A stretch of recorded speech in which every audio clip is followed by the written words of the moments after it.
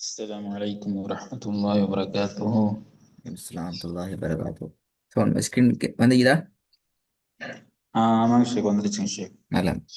இதில் நாங்கள் இன்ஷால்லா இன்றைக்கு குர்ஆனோட ஸ்டைலுக்கு நாங்கள் போக போகிறோம். இப்போ எங்கள் சட்டங்களை நாங்கள் முடிச்சிக்கிறோம். மத்திட சட்டத்தை இன்ஷால்லா சட்டங்களை குர்ஆனோட ஸ்டைலுக்கு வந்ததுக்கு பின்னால் ஒரு கட்டத்தில் நாங்கள் பார்ப்போம். அது வரைக்கும் குர்ஆனுடைய அமைப்பில் குர்ஆனை நாங்கள் ப்ராக்டிஸ் பண்ண வேண்டியது. அதுக்கு முன்னால் சில விஷயங்களை நாங்கள் தெரிஞ்சு வரணும். இப்போ நாங்கள் எல்லா சட்டத்தையும் படிச்சுக்கிறோம். அந்த படித்த எல்லா சட்டத்துக்கும் ஏற்ப உச்சரிப்புகளுக்கு ஏற்ப முதல்ல இந்த ரெண்டு வசனத்தையும் நாங்கள் சரியான அமைப்பில் ப்ராக்டிஸ் பண்ணிக்கொள்வோம். இதில் முதலாவது வசனத்தை பொறுத்த வரைக்கும் இந்த வசனம் குர்ஆனில் நேரடியாக எங்களுக்கு எதுலேயும் காண முடியாது.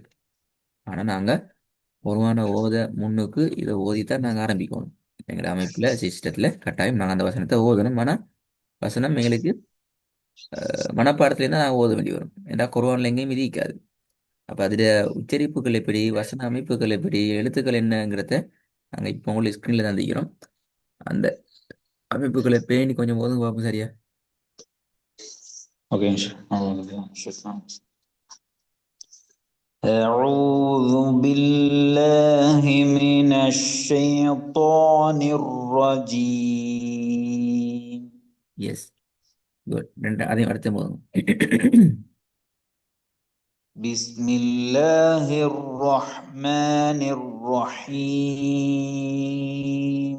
ஓகே, இதுக்கு பின்னால கட்டாயம் குர்ஆனை நீங்கள் ஓத போகிற நீங்கள் கட்டாயம் எங்களுக்கு அவுதை பிஸ்மியையும் முழுமையாக ஓதி தான் உங்களோட பாடத்தை நீங்கள் கிளாஸில் ஆரம்பம் செய்வீங்க என்கிறது முக்கியம். அதே நேரம் ஓகேங்க ஷேக். உங்களுடைய பிழைகள் எல்லாம் அவுது பிஸ்மிலிருந்தே திருத்தப்படும்ங்கிறதும் கவனத்தில் கொள்ளணும். உதாரணத்துக்கு ரஜீம் நீங்கள் சரியாக நீட்டலண்டா அதுவும் ஒரு பாரிய பிழையாக தவறாகத்தான் நாங்கள் பார்ப்போம். என்றால் உங்களுக்கு தெரியும். இப்போ குர்ஆன்ல அவுது இல்லைன்னு நீங்கள் சொல்லப்படாது. இதான் அவுதுற வடிவம் இதான். அப்போ அந்த வடிவத்தை நாங்கள் சரியாக விளங்கிக் கொள்ளணும். இது முக்கியமான விஷயம். ரெண்டாவது, நாங்கள் இதுக்கு பின்னால் ஓத போகிற குர்ஆன் எந்த வகையில் எந்த வடிவத்தில் உள்ள குர்ஆன் என்றால் இதில் உங்களுடைய ஸ்க்ரீனில் ரைட் சைடில் இருக்கிற ஸ்க்ரீன் மதீனத்து முஸ்ஹஃபோட குர்ஆனை தான் நாங்கள் ப்ராக்டிஸ் பண்ணுவோம். அந்த அமைப்பில் இருக்கிற குர்ஆனோட உங்களுக்கு நீங்கள் சொந்தமான ஒரு குர்ஆனாக உங்களுக்கே உரிய அனைத்து வேலையும் அதில் செஞ்சு கொள்ளலாம் என்கிற அமைப்பில் உங்களுக்கு பிரத்யேகமாக ப்ரைவசி ஆகிற ஒரு குர்ஆனை நீங்கள் எடுத்துக்கொள்ள வேண்டி வரும் இன்ஷா அல்லாஹ். ஓகேங்க சரியா? ஷேக். இன்ஷா அல்லாஹ். ரெண்டு வகையில் குர்ஆன் காணப்படுது. மதீனத்து முஸ்ஹஃப் இருக்குது, இன்னொன்று இந்தியா குர்ஆன் அல்லது பாகிஸ்தான் குர்ஆன் என்று சொல்கிற அமைப்பில் இருக்குது. நாங்கள் மதீனத்து முஸ்ஹஃபை தான் கிளாஸில் டார்கெட் பண்ணோம். கிளாஸில் ஏன் அது என்று சொன்னால் உண்மையில் அல் குர்ஆன் இறக்கி அருளப்பட்ட பூமியில் இருந்து தொகுக்கப்பட்டு எழுத்து வடிவம் பெற்ற குர்ஆனைத்தான் நாங்கள் மதீனத்து முஸ்ஹஃபை சொல்லுவோம். இது ரெண்டுக்கும் இடையில சில வேறுபாடுகள் இருக்குது. நீங்கள் இதில் பார்க்கலாம். உதாரணத்துக்கு இப்போ அல்ஹம்துல நீங்கள் பார்த்தீங்க என்றால் மதீனத்து முஸ்ஹஃப் நாங்கள் ஓத போகிற முஸ்ஹஃப்ல வந்து அலிஃபுக்கு மேலே ஃபத்ஹத்துன்னு ஒன்றே இல்லை. அதே மாதிரி அர் ரஹ்மான்லையும் அலிஃபுக்கு மேலே ஃபத்ஹத்துன்னு இல்லை. ஒரு வித்தியாசமான ஒரு குறியீடு ஒன்று இருக்குது. அந்த குறியீடு நாங்கள் சொல்லுவோம் உச்சரிக்கப்பட முடியாத குறியீடு என்று சொல்லுவோம். ஆனால் ஓகேங்க ஷேக். வசனத்தில் ஆரம்பம் என்று வருகின்ற நேரத்தில் உச்சரிக்க முடியாத குறியீடை வச்சுக்கொண்டு எங்களுக்கு ஓத இயலாது. அப்போ நாங்கள் அதுக்கு ஒரு உச்சரிப்பு கொடுக்குறோம். அல்ஹம்து அலிஃப் ஃபத்ஹத்துன்னு கொடுத்து நாங்கள் ஓதுறோம்.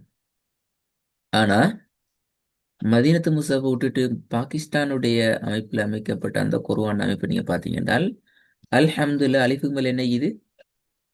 ஃபத்ஹத்துன்னு இது. ஃபத்தகத்தும். ஆனால் அர் ரஹ்மான்ல ஒன்றுமே இல்லை.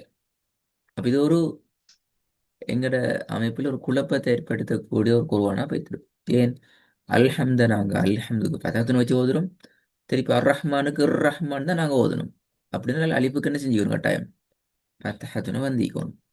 இது ஒரு வேறுபாடாக காணப்படும் இதில் முக்கியமான விஷயம். ரெண்டாவது, யௌமித்தீன் என்றதை நீங்கள் பார்த்தீங்க என்றால் வாவுக்கு ரெண்டுலையுமே சுக்கூன் இருக்குது.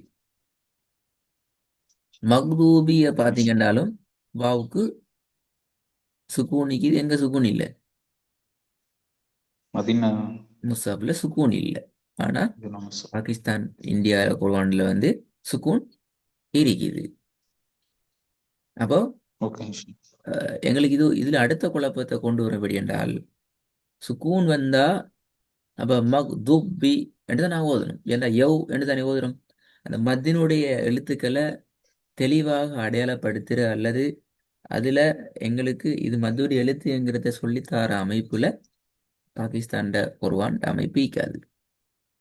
ஆனா மதீனத்து முஸ்ஹஃபை பொறுத்த வரைக்கும் மதீனுடைய எழுத்துக்களுக்கு சுக்கூனுடைய அடையாளமோ எந்த ஒரு அடையாளமோ இருக்காது. அது அலிஃபா இருக்கலாம், யாவா இருக்கலாம், வாவா இருக்கலாம். நஸ்தாயினை நீங்க பார்க்கலாம், முஸ்தகீம்ங்கிறத பார்க்கலாம். யாவுக்கு சுக்கூன் இருக்காது. காரணம் என்றால் அது மத்தியினுடைய எழுத்து. அப்போ மத்தியினுடைய எழுத்துக்களை தெளிவான முறையில் அடையாளப்படுத்துறதுக்கு இது ஒரு வகையில எங்களுக்கு ஹெல்ப் பண்ணும். இந்த மதீனத்து முஸ்ஹஃப் எங்களை சட்டங்களை சரியாக பேணி ஓதுறதுக்கு. ஏன் நாங்கள் மதீனத்து முஸ்ஹஃபை தெரிவு செஞ்சோம் அப்படிங்கிறதுக்கான காரணம் என்னன்னா, நான் இப்போ உங்களுக்கு சில விஷயங்களை விளங்கப்படுத்தினா இப்படி ஏராளமான விடயங்கள் இதில் இருக்குது. நாங்கள் சட்டங்களை பின்பற்றதுக்கு லேசு. ரெண்டாவது, சட்டத்தை நாங்கள் ஓதுகின்ற சந்தர்ப்பத்தில் மறந்தாலும் குர்ஆன் எங்களுக்கு அடையாளப்படுத்தும். இதுல சட்டம் உண்டு, இது நீங்க இந்த சட்டத்தை விட்டுட்டு போறீங்கிற கான்செப்டை நிறைய இடங்கள்ல எங்களுக்கு அடையாளப்படுத்தும். நாங்கள் ஓதுகின்ற சந்தர்ப்பத்தில் இன்ஷா அல்லாஹ் நான் அதில் உங்களுக்கு அடையாளப்படுத்துவேன்.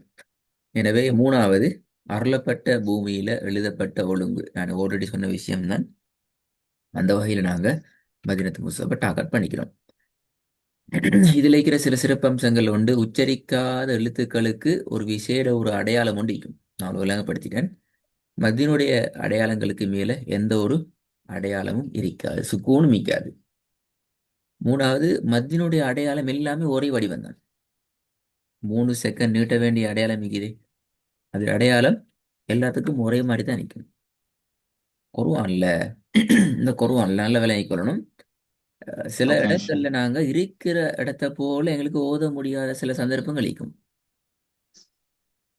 குர்ஆன்ல இருக்கிறது போல. உதாரணத்துக்கு நீங்க நூன் மீம் என்ற அடையாளங்களை நீங்க பார்த்தீங்கன்னா சில போது மேல சுக்கூன் நிற்காது. அப்ப சுக்கூன் இல்லைன்ற அர்த்தம் நாங்க வளமையா ஓதுற ஓதலிருந்து அந்த இடம் கொஞ்சம் வித்தியாசமாகுது.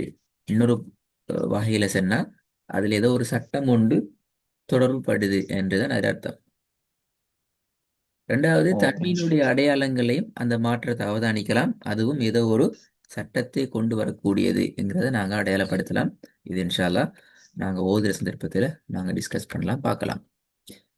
இப்ப எங்கட கிளாஸ்ல நீங்க ஓதுற சந்தர்ப்பத்துல உங்கள்ட்ட என்ன செய்யணும்? கட்டாயம் ஒரு முஸ்ஹஃப் கொண்டு உங்களுக்கு சொந்தமா இருக்கும். நீங்க இதுக்கு பின்னால அந்த முஸ்ஹஃபை பார்த்தா நீங்க பார்த்து ஓதணும்.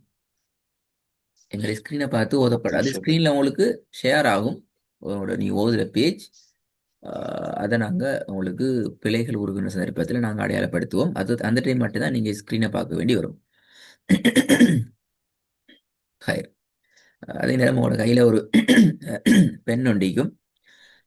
அதில் நீங்கள் எந்த இடத்துல நீங்கள் பிழை விடுறீங்களோ அந்த இடத்த நீங்கள் மார்க் பண்ணணும். அந்த மார்க் பண்ணுற சிஸ்டத்தை நாங்கள் இன்ஷா அல்லாஹ் உங்களுக்கு சொல்லித் தருவோம்.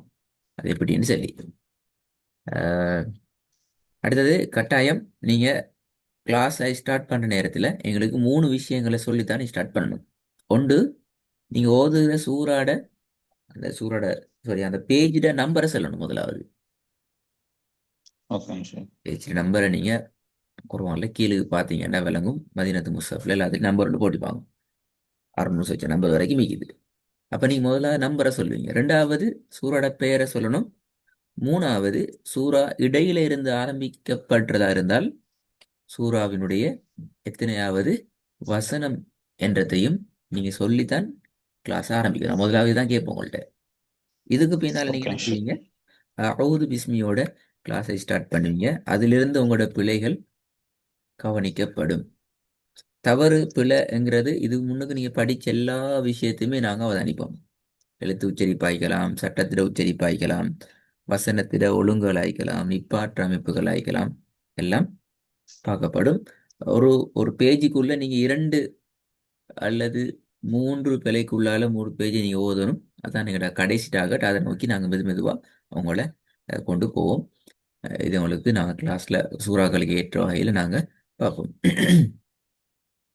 அதுல இன்னொரு முக்கியமான விஷயம் என்னென்றால், சூறால ஒரு இடத்துல நாங்கள் ஒரு பிழையை திருத்தினோம் என்றால் திருப்பி நீங்கள் என்ன செய்யணும்? இந்த வசனத்தை முழுமையாக நீங்கள் ஓதணும். எப்போ நீங்கள் அந்த வசனத்தை ஓகேங்க ஷேக். முழுமையான ஒரு தேர்ச்சியை எடுக்கிறீங்களோ அது வரைக்கும் நீங்கள் திருப்பி ஓதணும். சில போது நாங்கள் உங்களுக்கு என்ன செய்வோம் என்றால் அந்த பிழை கூடுதலாக இருக்கிற சந்தர்ப்பத்தில் கொஞ்சம் முன்னாடி இருந்து 2 வசனங்கள் 3 வசனங்களையும் நாங்கள் ஓதிக்கொண்டு வருவோம். அது இடத்தை பொறுத்து அமையும். பெரும்பாலும் நாங்கள் அந்த வசனத்தை திருத்தி எடுத்துக்கொண்டோம் என்றால் எங்களுக்கு போதுமாகும். பின்னாடி இந்த வசனங்கள் பிழையாகாம பார்த்துக்குவோம். ஆஹ் இது நான் சொன்ன விஷயம் தான். ஒரு பக்கத்தில் உங்களுக்கு 3 பிழை விடலாம்.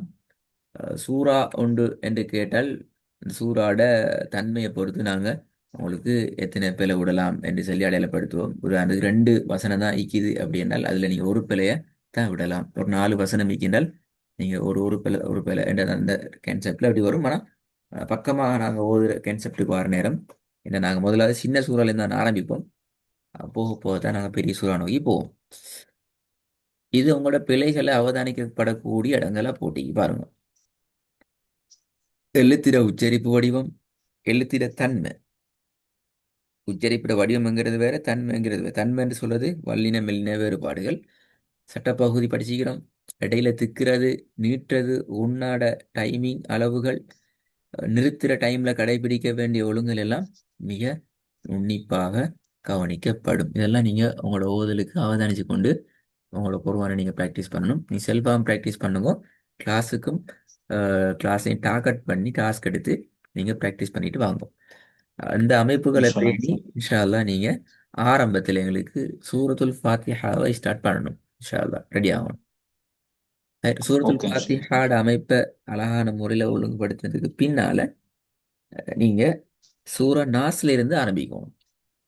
சூரத்துல் நாஸ், ஓகேங்க ஷேக். சூரத்துல் ஃபலக், சூரத்துல் இஹ்லாஸ், சூரத்துல் மசத், சூரத்துல் நஸ்ர், இப்படி பின்னாடி போற அமைப்பில் அப்படி ரெடி ஆயிட்டு வரணும்.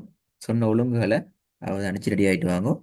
நாங்கள் பெரும்பாலும் அடுத்த கிளாஸ்ல முழுமையாக சூரா ஃபாத்திஹாவைத்தான் பெரும்பாலும் டிஸ்கஸ் பண்ணுவோம். என்னோட முதல் வகுப்பு ஒரு முழுமைப்படுத்தப்பட்ட சூரா ஃபாத்திஹாவை முழுமையான அமைப்பாக நாங்கள் பார்ப்போம். அதுக்கு பின்னால நாங்கள் பல சூறாக்களை பல பக்கங்களை பார்த்து பார்க்கலாம். இதுக்குரிய தயாரோட உங்களோட குர்ஆனையும் எடுத்துக்கொண்டு ப்ரிப்பேர் ஆகிட்டு வாங்க இன்ஷா அல்லாஹ். ஷேக் அப்புறம் ஒரு டவுட்டு. கேளுங்க. ரமலான் டைம்ல கிளாஸ் எப்படிங்க ஷேக்? எஸ், ரமலான் டைமில் கிளாஸ் நடக்கும். உங்களோட டைம் பெரும்பாலும் மாறுறதுக்கான சான்சஸ் குறவு. மார்னிங் டைம் தான் உங்களோட இஷ்யூ ஆகாது. ஆமாங்க ஷேக். இஃப்தார் டைம்களில் வர கிளாஸஸ், நைட்டில் வர கிளாஸஸ் எல்லாம் டைம் ஷெடியூல் மாறும் இன்ஷா அல்லாஹ். ஓகேங்க ஷேக். உங்களோட இன்ஷால்லா. டைம் பெரும்பாலும் மாறாது இன்ஷா அல்லாஹ். ஓகேங்க ஷேக். ஜஸாக்கல்லாஹ். Okay, Barack.